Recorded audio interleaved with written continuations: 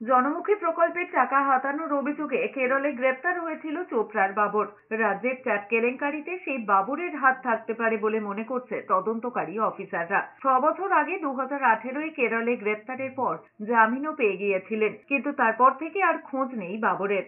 Tap কেলেঙ্কারি কাণ্ডে 21 জনকে গ্রেপ্তার করেছে পুলিশ। ফ্রিজ করা হয়েছে 797টি ব্যাংক অ্যাকাউন্ট। এখনো পর্যন্ত রাজ্যে 140টি অভিযোগ দায়ের হয়েছে।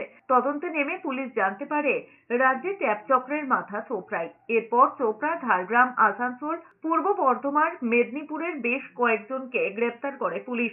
রাজ্য সরকারের স্কুলগুলোয় ক্লাস 11 এবং 12-এর ছাত্রছাত্রীদের পড়াশোনার সুবিধার জন্য তরুণের প্রকল্প চালু করেছিল রাজ্য সরকার। এককালীন 10,000 টাকা করে দেওয়া হয় ছাত্রছাত্রীদের অ্যাকাউন্টে। সেই টাকারই এবার প্রতারণা হয়েছে।